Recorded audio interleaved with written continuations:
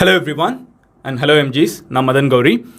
உங்களோட school uniform, அப்புறம் காலேஜ்க்கு போடுற formal dress, tiffin box, ID card, இந்த பேர்லாம் எங்கேயோ கேள்விப்பட்ட மாதிரி இருக்கா? இதெல்லாம் உங்கள் வீட்டில் அங்கங்கே படர்ந்து கிடக்கும். அது எல்லாத்தையுமே சேர்த்து வச்சுக்கோங்க. Because it's confirm November 16th இன்னும் ஒரு 2.5 வாரத்திலேருந்து உங்கள் எல்லாத்துக்குமே ஸ்கூல்ஸ் அண்ட் காலேஜஸ் திறக்க போகுது. 100% கன்ஃபார்ம்டு நியூஸ். அதே மாதிரி இவ்வளோ சந்தோஷமாக சொல்கிறேன். எங்களோட துக்கம் உனக்கு இவ்வளோ பெரிய சந்தோஷமானு கேட்டிங்கன்னா அப்படி கிடையாது. என் வாழ்க்கை ஃபுல்லாக இந்த ரொம்ப நாள் கழிச்சு ஸ்கூல் காலேஜ்லாம் திறக்குதுன்னு சொன்னால் ஒரு சோகமாக தான் இருந்துட்டு இருந்தேன். ஏன்னா நம்ம போகணும். இப்போ நம்ம ஃபஸ்ட் டைம் போக வேணாம், உங்ககிட்ட இன்ஃபார்ம் மட்டும் பண்ணுறேன்னா ஸோ மனசுக்குள்ளே ஒரு பூரிப்பு. நான் அப்போல்லாம் யோசிச்சிருக்கேன், சரி நம்மளுக்கும் ஒரு நாள் வரும் இந்த ஸ்கூல் காலேஜெல்லாம் முடிப்போம், அப்போ இருந்த ஸ்கூல் ஸ்டூடெண்ட்ஸ் காலேஜ் ஸ்டூடெண்ட்ஸை பார்த்து சிரிப்போன்னு. ஸோ எனக்கு நீங்கள் தான் இப்போ கிடச்சிருக்கீங்க, அதான் வேறு ஒன்றும் கிடையாது. பட் எனிவே, இந்த ஒரு விஷயத்த சொன்னாலும் உங்களுக்கு இன்னொரு டவுட் இருக்கும். அதெல்லாம் சரி மாதிரி அப்போ லாக்டவுன் வேறு எக்ஸ்டெண்ட் பண்ணியிருக்கோன்னு சொல்கிறாங்களே, ஸ்கூல் காலேஜ் தான் மூடி இருந்துச்சு, அதையும் திறந்துட்டாங்க. Theatres November 10th திறக்கிறாங்க. அப்போ என்னதான் இன்னும் லாக்டவுனுக்குள்ளே இருக்க போகுது? தமிழ்நாட்டில் இன்னும் நவம்பர் ஃபுல்லாக லாக்டவுன் எக்ஸ்டெண்ட் பண்ணியிருக்காங்களே, அது என்ன அப்படின்னு கேட்டிங்கன்னா அது என்னங்கிறத நான் உங்ககிட்ட சொல்ல போகிறேன்.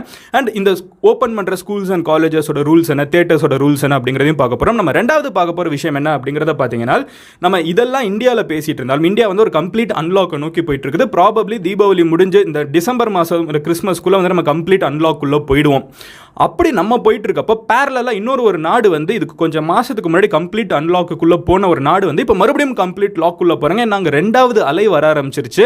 அது எந்த நாடு, அங்கே என்ன பிரச்சனை இருக்குது அப்படிங்கிறத நான் உங்ககிட்ட சொல்ல போகிறேன். அண்ட் மூணாவது முக்கியமான விஷயம் என்னன்னு பார்த்தீங்கன்னா, நம்ம சேனலுக்கு கடந்த 4 வருடங்களில் அட்லீஸ்ட் 50 கண்டென்ட் கொடுத்த தலைவன் ட்ரம்ப் ப்ராபப்ளி இந்த வருஷம் எலெக்ஷனில் தோத்து போயிடக்கூடும் அப்படின்னு சொல்லிட்டு இருக்காங்க. நவம்பர் 3 இன்னும் 4 கழிச்சு அமெரிக்காவில் எலெக்ஷன் நடக்க போகுது. அண்ட் இது வரைக்கும் வந்திருக்கிற நிறைய ரேட்டிங்ஸ் படி தலைவன் ட்ரம்ப் தோக்குறதுக்கான வாய்ப்பு இருக்குது. பட் இருந்தாலும் அது அவ்வளோ ஈஸியாக அக்செப்ட் பண்ண மாட்டாங்க. நவம்பர் 3 வரைக்கும் இன்னும் ஒரு 2 நாள் நடுவில் டைம் இருக்குங்கிறதுனால தலைவன் நிறைய பொலிட்டிக்கல் ஸ்டண்ட் பண்ணுவான், எலெக்ஷனை கடைசி நிமிஷத்தில் மாற்றி விடுறதுக்குங்கிறது எதிர்பார்க்கப்பட்டு இருக்குது. ஸோ அமெரிக்காவில் எலெக்ஷன் என்ன, எலெக்ஷன் டீட்டெயில்ஸ் என்ன அப்படிங்கிறது நான் உங்ககிட்ட சொல்ல போகிறேன். ஸோ இந்த 3 விஷயம் தான் வீடியோ நம்ம பார்க்க போகிறோம். பட் அதெல்லாம் நம்ம பார்க்க ஆரம்பிக்கிறதுக்கு முன்னாடி நீங்கள் அந்த சேனலை சப்ஸ்கிரைப் பண்ணலாம், சப்ஸ்கிரைப் பண்ணுங்கள். சப்ஸ்கிரைப் பண்ணிங்கன்னா தான் டெய்லி போஸ்ட் பண்ணுற வீடியோஸ் உங்களுக்கு சேரும். ஓகேவா எம்ஜி ஸ்குவாட்? இப்போ நம்ம டாப்பிக்குள்ளே போகலாமா? வாங்க. அண்ட் ரொம்ப நாள் கழிச்சு நம்ம தமிழ்நாட்டில் இருக்கிற கொரோனா வைரஸ் கேசஸ்லேருந்தே வர ஆரம்பிச்சிடும். பிகாஸ் ஏன் இப்போ தமிழ்நாட்டில் ஸ்கூல் காலேஜ் எல்லாம் திறக்கிறாங்கிற ஒரு கேள்வி உங்களுக்கு வந்திருக்கும்ல. ஏன்னா அங்கேருந்தே வர ஆரம்பிப்போம். இன்னைக்கு தமிழ்நாட்டில் ரிப்போர்ட் பண்ணப்பட்ட கேசஸ் எவ்வளோன்னு பார்த்தீங்கன்னா 2511. நம்ம கடைசியாக அந்த நம்பர்ஸ் எல்லாம் சொல்லிட்டு இருக்கப்போ 6000 7000 சொல்லிட்டு இருந்தோம். ஸோ தமிழ்நாட்டில் 2500 கேசஸ் தான் ரிப்போர்ட் பண்ணப்பட்டிருக்குங்கிறது ஒரு பயங்கரமான அஸ்டவுண்டிங்கான ஒரு விஷயம். ஸோ அதுக்காக தமிழ்நாட்டில் இருக்கிற எல்லா ஹெல்த் ப்ரொஃபஷனல்ஸ்க்கும், எல்லா கவர்மெண்ட் அஃபீஷியல்ஸ்க்கும், எல்லா வாலண்டியர்ஸ்க்கும் மிகப்பெரிய appreciation. Because we have finally நம்ம ஜெயிச்சிட்டோம். ஒரு 99.9% கொரோனாக்கு எதிரான போராட்டத்தில் நம்ம ஜெயிச்சிட்டோம்னு சொல்லிடலாம். ஃபர்ஸ்ட் வேவ் நம்ம ஜெயிச்சிட்டோம், செகண்ட் வேவ் வருமா வராதான்னு தெரியாது. அண்ட் பேரலாக நீங்கள் இந்தியா லெவலில் பார்த்தீங்கன்னாலுமே நம்ம பயங்கரமாக கொரோனா வைரஸை கண்ட்ரோல் பண்ண கண்ட்ரீஸில் நம்ம இப்போ வர ஆரம்பிச்சிட்டோம். ஸோ இந்தியா லெவலையும் சரி, தமிழ்நாடு லெவலையும் சரி, கொரோனா வைரஸ் இஸ் கண்ட்ரோல்டு. ஆனால் 2 ஸ்டேட் மட்டும் இந்தியா லெவலில் இன்னமுமே பயங்கரமாக குடைச்சலை கொடுத்துட்டு இருக்குது, லைட்டாக பயமுறுத்திட்டு இருக்கு அந்த ஸ்டேட் மக்களை. அது எந்த 2 ஸ்டேட்டுன்னு பார்த்தீங்கன்னா டெல்லி அண்ட் கேரளா. 2 இடத்துலையுமே கொரோனா வைரஸ் கேசஸ் கம்ப்ளீட்டாக கண்ட்ரோல் பண்ணப்பட்டுச்சு. இன்ஃபேக்ட் தமிழ்நாட்டுக்கு முன்னாடி 2 ஸ்டேட்லையுமே கண்ட்ரோல் பண்ணாங்க. ஆனால் கண்ட்ரோல் பண்ணதுக்கப்புறம் இப்போ மறுபடியும் கேசஸ் பூமாக ஆரம்பிச்சிருக்குன்னு தெரிஞ்சுக்கோங்க. ஸோ டெல்லியிலையும் கேரளாலையும் லாக்டவுன் வர்றதுக்கான வாய்ப்பு இருக்குது அப்படிங்கிறத சொல்லிட்டு இருக்காங்க. அதாவது சிவியரான லாக்டவுன். மீன்வைல் நம்ம இதெல்லாம் பார்த்துட்டு இருக்கோம். இப்போ நம்ம தமிழ்நாட்டை பற்றி வர ஆரம்பிப்போம். ஸோ தமிழ்நாட்டில் முதல்ல நவம்பர் 10th வர ஆரம்பிப்போம். ஸோ நவம்பர் 10th என்ன நடக்குது அப்படிங்கிறது பார்த்தீங்கன்னா, நவம்பர் 10th தியேட்டர்ஸு, அப்புறம் மல்டிப்ளெக்ஸ் எல்லாம் இருக்குல்ல, ரொம்ப நாளாக நம்ம ஊரில் மூடி வச்சிருந்த ஒரு மிகப்பெரிய இண்டஸ்ட்ரி எதுன்னு பார்த்தீங்கன்னா என்டர்டைன்மெண்ட் இண்டஸ்ட்ரி. அண்ட் நம்ம ஸ்டேட் ஜென்ரலாகவே தெரியும், நம்ம ஆக்டர்ஸை தான் ஓட் பண்ணி சிஎம்ஆ வரைக்கும் கொண்டு போவோம். ஸோ அவ்வளோ பெரிய ஒரு இண்டஸ்ட்ரி க்ளோஸ் ஆகிருக்குங்கிறது ஒரு மிகப்பெரிய ஆச்சரியமாக இருந்துச்சு இத்தனை நாளாக. இப்போ ஃபைனலி அந்த இண்டஸ்ட்ரியை ஓப்பன் பண்ணுறாங்க. பட் சில கண்டிஷன்ஸோட, அதாவது தியேட்டர்ஸ் திறக்கலாம் நவம்பர் 10th, ஆனால் 50% சீட்ஸ் தான் ஃபுல் ஆகலாம் அப்படின்னு கவர்மெண்ட் ஒரு ரெஸ்ட்ரிக்ஷன் கொடுத்துருக்காங்க. ப்ராக்டிக்கலாக யதார்த்தமாக என்னோட ஒரு தாட் என்னன்னு பார்த்தீங்கன்னா, கவர்மெண்ட் 50% திறக்கலாம்னு சொன்னாலும் மக்கள் தியேட்டருக்குள்ளே போவாங்கங்கிற நம்பிக்கை எனக்கு இப்போ கொஞ்சம் கம்மியாக இருக்குது. நீங்கள் போகக்கூடாதுங்கிறத நான் சொல்லலை. பட் ஏன் அப்படின்னு கேட்டிங்கன்னா, நம்ம பயங்கரமாக நெட்ஃப்ளிக்ஸுக்கு, அப்புறம் பயங்கரமாக ப்ரைம், யூடியூப்க்கு நம்ம மைண்ட் ஒரு 7 மாதமாக டியூன் ஆயிடுச்சு. இன்னொரு விஷயம் என்னன்னு பார்த்தீங்கன்னா, பெருசாக எந்த படமும் வர்ற மாதிரி தெரியல. அதாவது தியேட்டருக்குள்ளே நம்மளை கொண்டு போகிற மாதிரி இந்த தீபாவளிக்கு பெருசாக எந்த படமும் தியேட்டருக்கு வரல. அதுவுமே வர்றது ஹாட் ஸ்டாருக்கு, ப்ரைமுக்கு, அமேசானுக்கு தான் வருது. ஸோ அந்த ஒரு விஷயம் நடக்கிறதுக்கான வாய்ப்பு இல்லை. பேரலாக வேறு என்ன திறக்கப்பட போகுது அப்படின்னு கேட்டிங்கன்னா, மியூசியம்ஸ் எல்லாம் திறக்கிறாங்க, ஜூ எல்லாம் திறக்கிறாங்க. ஸோ அதெல்லாமும் திறந்து விடுறாங்க. அண்ட் அது போக என்னன்னு பார்த்தீங்கன்னா ஆல்மோஸ்ட் எல்லாத்தையுமே திறந்துட்டாங்க. திறக்காதது என்னென்ன அப்படிங்கிறத நான் சொல்லிடுறேன். பட் அதுக்கு முன்னாடி வந்து இந்த ஸ்கூல்ஸ் அண்ட் காலேஜஸ் சம்மந்தமான ஒரு அப்டேட் சொல்லிடுறேன். ஸோ நவம்பர் 16th இருந்து தமிழ்நாட்டில் இருக்கிற ஸ்கூல்ஸ் அண்ட் காலேஜஸை திறக்கலாம்னு சொல்லி கவர்மெண்ட் சொல்லியிருக்காங்க. இதை சொன்ன உடனே வந்து உங்களோட ஸ்கூலும் காலேஜும் வந்து நவம்பர் 16th திறக்கணும்னு அவசியம் கிடையாது. கவர்மெண்ட் என்ன சொல்லியிருக்காங்கன்னு பார்த்தீங்கன்னா 9th மேலே, அதாவது 9th 10th 11th 12th, so இந்த 4 ஸ்டாண்டர்டும் அதுக்கப்புறம் காலேஜ் படிக்கிற பசங்களுக்குலாம் வந்து ஸ்கூல்ஸ் அண்ட் காலேஜஸை நடத்தலாம் அப்படிங்கிற ஒரு இன்ஃபர்மேஷன் மட்டும் பாஸ் பண்ணியிருக்காங்க. அண்ட் மற்ற ஸ்டாண்டர்டுக்கு அதுக்கு கீழே இருக்கிறவங்க பதறாதீங்க, வரும், கொஞ்சம் நாளில் வரும், பட் இப்போதைக்கு வரல. பட் கவர்மெண்ட் என்ன சொல்லியிருக்காங்கன்னு பார்த்தீங்கன்னா இந்த ஸ்டூடெண்ட்ஸ்க்குலாம் வந்து நீங்கள் ஸ்கூல்ஸ் அண்ட் காலேஜஸை திறக்கலாம்னு சொல்லியிருக்காங்க. ஸோ இப்போ மேனேஜ்மெண்ட்டோட டெசிஷன். உங்களோட ஸ்கூலோ காலேஜோ இருந்துக்கிட்டு நவம்பர் 16th திறக்கணும்னு முடிவு பண்ண அவங்க அப்பமே கூட திறக்கலாம், இல்லை அவங்க தள்ளி போடணும்னு நினச்சா தள்ளி போடலாம். இதெல்லாம் எந்த நம்பிக்கையில் பண்ணிருக்காங்கன்னு பார்த்தீங்கன்னா தமிழ்நாட்டில் கொரோனா வைரஸ் கேசஸ் வந்து 3000 கீழே நம்ம ரிப்போர்ட் பண்ணிருக்கோம், விச் இஸ் கிரேசி. ஆல்மோஸ்ட் வந்து நம்ம 99.9% ஜெயிச்சிட்டோன்னு கூட சொல்லலாம். ஓவராலாகவே வந்து தமிழ்நாட்டில் இப்போ ஆக்டிவ் கேசஸ் வந்து 20,000 கிட்ட தான் இருக்குன்னு சொல்கிறாங்க, 20,000 to 30,000 கிட்ட தான் இருக்குதுன்னு சொல்கிறாங்க, which is a very very good number. நம்ம இவ்வளோ வந்து கேர்ஃபுல்லாக இருந்தோம்னால் நம்ம வந்து இதில் சர்வைவ் ஆகிடலான்னு சொல்லிடலாம். அண்ட் இதெல்லாம் நான் சொல்லிட்டு இருக்கப்போ இப்போ சரி மதனே எல்லாம் சொல்லிவிட்டேன், எங்கள் ஸ்கூல் திறக்குமா திறக்காதாங்கிறத நாங்கள் டேரெக்டாக எங்களோட காலேஜ் அட்மினிஸ்ட்ரேஷன் ஸ்கூல் அட்மினிஸ்ட்ரேஷன் பேசிக்கிறோம். அப்போ இன்னும் லாக்டவுனுக்குள்ளே வச்சிருக்காங்க மதனு அப்படின்னு கேட்டிங்கன்னா வேற ஒன்றும் கிடையாது. இன்னும் லாக்டவுனுக்குள்ளே இருக்கிறது ஸ்விம்மிங் பூல்ஸ், அப்புறம் வந்து பீச்சஸ், டூரிஸ்ட் டெஸ்டினேஷன், இதெல்லாம் வந்து லாக்டவுனுக்குள்ளே இருக்கும் அப்படின்னு சொல்லியிருக்காங்க. அண்ட் இது போக ஊட்டி, கொடைக்கானல் இந்த இடத்துக்குலாம் வந்து இ பாஸ் வாங்கிட்டு தான் போகணுங்கிற ஒரு சிஸ்டமே வந்து ரொம்பவே ஸ்ட்ராங்காக வச்சிருக்காங்க. இ பாஸை பற்றி பேசுறதுனால ஒரே ஒரு சின்ன விஷயம், நீங்கள் வந்து திண்டுக்கல் கலெக்டரேட்லேருந்து இல்லை கோயம்புத்தூர் கலெக்டரேட்லேருந்து, ஐ மீன் ஊட்டி இல்லை கொடைக்கானல் சைட்லேருந்து நீங்கள் பார்த்துட்டு இருந்தீங்கன்னா இ பாஸ் வந்து நான் பர்சனலாக அப்ளை ட்ரை பண்ணியிருக்கேன். ட்ரை பண்ணி ஒரு டைம் கிடச்சிட்டு போயிட்டு வந்துச்சு. பட் அதுக்கப்புறம் ட்ரை பண்ணுறப்போ ஒரு விஷயம் நான் என்ன ரியலைஸ் பண்ணேன்னா, நம்ம இன்றைக்கி அப்ளை பண்ணோன்னா நான் இன்றைக்கி கிளம்பி போகிறதுக்கு இல்லை நாளைக்கு கிளம்பி போகிறதுக்கு நான் இன்றைக்கி அப்ளை பண்ணேன்னா எனக்கு அது திருப்பி எனக்கு அப்ரூவ் ஆகி வரதே வந்து அடுத்த வாரம் தான் வருது. அப்போ நான் நாளைக்கு போகணும், நம்ம எவ்வளோ அட்வான்ஸாக புக் பண்ண வேண்டியது இருக்குது பாருங்கள். ஆல்மோஸ்ட் ஒரு வாரம் 2 வாரத்துக்கு முன்னாடி நம்ம பிளான் பண்ண வேண்டியது இருக்குது. யதார்த்தத்தில் அவ்வளோ வேலையாக யாருனாலையும் பிளான் பண்ண முடியாது.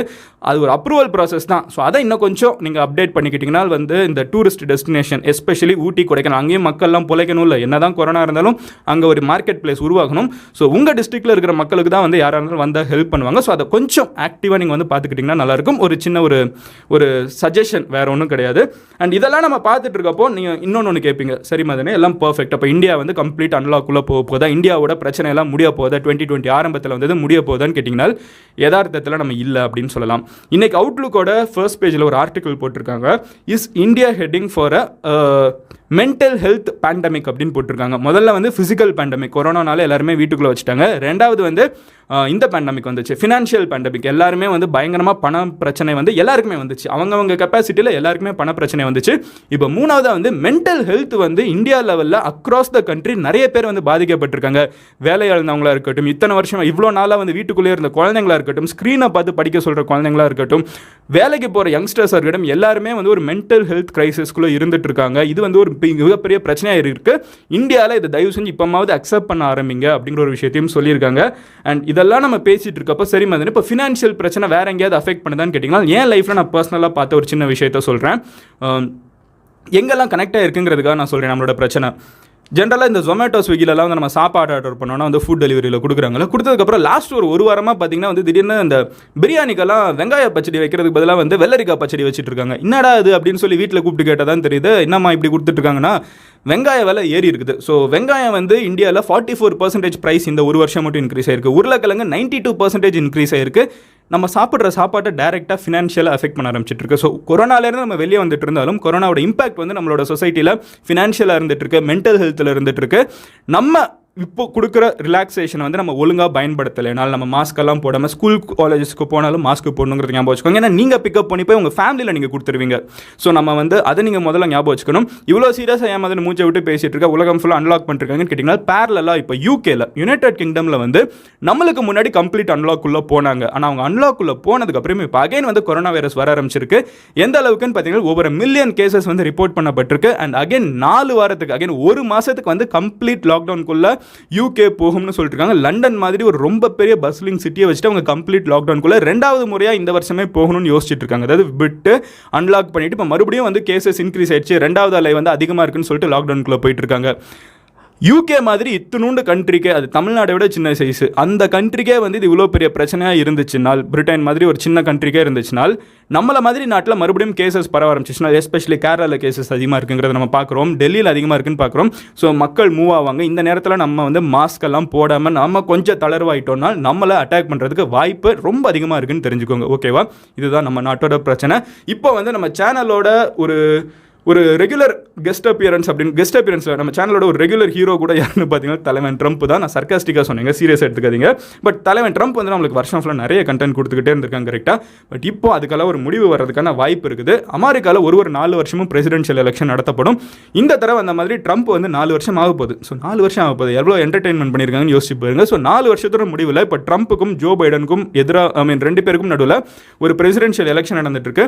லாஸ்ட் டைம் மாதிரி இந்த தடவை வந்து ஒரு ரொம்பவே க்ளோஸான ஒரு எலெக்ஷனாக இருக்கும் அப்படிங்கிறது வந்து எதிர்பார்க்கப்பட்டிருந்துச்சு. பட் லாஸ்ட் சில நாட்களாக ட்ரம்ப்புக்கே கொரோனா வைரஸ் வந்ததாக இருக்கட்டும், கொரோனா வைரஸ் வந்ததுக்கப்புறம் மாஸ்க் எல்லாம் கழட்டினதாக இருக்கட்டும், இப்போ கடைசியாக அமெரிக்காவில் இருக்கிற டாக்டர்ஸ் வந்து வேணும்னே கொரோனா வைரஸ் நம்பர்ஸ் எல்லாம் அதிகமாக சொல்கிறாங்க, வேணும்னே கொரோனா வைரஸை பற்றி அதிகமாக பயமுடுத்துறாங்க, ஏன்னா அவங்க சம்பாதிக்கணுங்கிறதுக்காக அங்கே இருக்கிற டாக்டர்ஸ் இதை பண்ணுறாங்கன்னு ட்ரம்ப் வந்து புதுசாக ஒரு போட்டிருக்காரு. அவருக்கு ஓட்டு போட்டுற சில பேர் அதை சப்போர்ட் பண்ணலாம். பட் ஒரு ஜென்ரல் பப்ளிக்காக இது நம்ம ஊரில் உட்காந்து பார்க்குறப்பமே வினய் அப்படி பேசிட்டு இருக்கேன்னு தான் யோசிக்க தோணுது. பட் இந்த மாதிரி அவர் கடைசி சில நிமிஷங்களில் சில நாட்களாக பேசிட்டு இருக்கிற சில விஷயங்கள் வந்து அமெரிக்காவில் இருக்கிற மக்களை வந்து பயங்கரமாக போலரைஸ் பண்ணிருக்குன்னு சொல்லலாம்.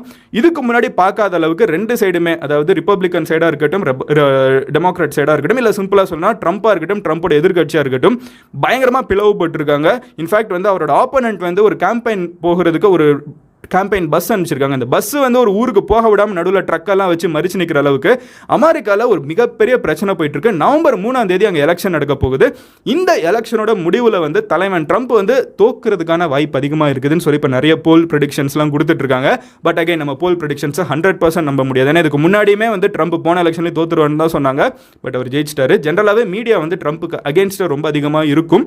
ஸோ இது வந்து அந்த ஒரு விஷயமே இல்லை. உண்மையிலே வந்து ட்ரம்ப் பேசின பேச்செல்லாம் பார்த்தா ஒரு அமெரிக்கன்ஸே ஓட்டு போட வேணான்னு முடிவு பண்ணிட்டாங்களா இல்லையான்னு தெரியல. But whatever it is, it was a great relationship with Trump. டேரெக்டாக நம்ம எம்ஜி ஸ்குவாடுக்கும் ட்ரம்ப்புக்கும் கரெக்டாக நம்ம நிறைய ஃபன் பண்ணியிருக்காரு. அவர் வந்தால் நம்மளுக்கு நிறைய கண்டென்ட் கிடைக்கும். என்ன நடக்குது நம்ம பொறுத்திருந்து தான் பார்க்கணும். நம்ம அமெரிக்காவிலேருந்து யாராவது இந்தியன்ஸ் கண்டிப்பாக நிறைய பேர் பார்த்துட்டு இருக்கீங்க. நம்ம சேனலில் ஒரு 2 or 3% வந்து அமெரிக்கன் ஆடியன்ஸ் இருக்கீங்க. ஸோ நீங்கள் சொல்லுங்கள், நீங்கள் என்ன நினைக்கிறீங்க? நீங்கள் வந்து தலைவன் ட்ரம்ப்பை பற்றி என்ன நினச்சிட்டு இருக்கீங்க? நீங்கள் போய் ஓட்டு போட போகிறீங்களா இல்லையாங்கிறத கமெண்ட்டில் லீவ் பண்ணுங்கள். அண்ட் பேரலாக நம்ம ஊரில் இருக்கிற பசங்க ஸ்கூல்ஸ் அண்ட் காலேஜஸ் இப்போ திறக்கிறது வந்து சரியான விஷயம் நினைக்கிறீங்களா இல்லையா அப்படிங்கிறதையும் கமெண்ட்டில் லீவ் பண்ணுங்கள். நான் ஆல்ரெடி மற்ற சேனல்ஸில் பார்த்துருந்தேன், அதாவது நியூஸ் சேனல்ஸில் இந்த நியூஸ் அனௌன்ஸ் பண்ணப்போ நிறைய பேர் என்ன கமெண்ட் பண்ணியிருந்தாங்கன்னா, தமிழ்நாட்டில் இருக்கிற அப்பா அம்மா வந்து இன்னும் ஸ்கூல் ஸ்டூடெண்ட்ஸ் எல்லாம் அனுப்ப ரெடியாக இல்லை அப்படிங்கிற மாதிரி பேசிகிட்டு இருந்தாங்க. So I'm not sure. எனக்கு தெரிஞ்ச ப்ராக்டிக்கலாக அந்த கண்ணு முன்னாடி இருக்கிற விஷயங்களெல்லாம் பார்க்குறப்போ இதுதான் ப்ராக்ரெசிவான growth. நம்ம 100% நம்ம கொரோனா நம்பர் வந்து தமிழ்நாட்டில் 0 வர வரைக்கும் வெயிட் பண்ணோம்னா வந்து ப்ராபப்ளி நடக்காமலே கூட போயிடலாம். ஸோ கடைசி வரைக்கும் வந்து ஒரு மினிமம் நம்பர்ஸ் இருந்துக்கிட்டே, ஏன்னா சைனாலே வந்து 0 அச்சீவ் பண்ணது கிடையாது. இப்போ கூட அப்பப்போ ஒரு 1-2 கேஸ் பாப்பப் ஆகிட்டே தான் இருக்குது. ஸோ இதை தான் நியூ நார்மல்னு அக்செப்ட் பண்ணி வாழ்றது உங்களுக்கு கரெக்டுன்னு தோணுதா இல்லை நம்ம ரொம்ப அவசரப்படுறோன்னு தோணுதா? உங்களோட ஒப்பீனியன் என்ன அப்படிங்கிறத கமெண்ட்ல லீவ் பண்ணுங்க. அண்ட் அதே மாதிரி தேட்டர்ஸை திறக்கிறதும் சரி நினைக்கிறீங்களா இல்லையாங்கிற உங்களோட ஒப்பீனியனையும் கமெண்ட்ல லீவ் பண்ணுங்க. நாளைக்கு உங்களோட ஒரு வீடியோவில் பார்க்குறேன். Until then, bye, Madan Gauri signing off here. Love you all. Cheers every day. Take care. Bye. Cheers. Hello everyone.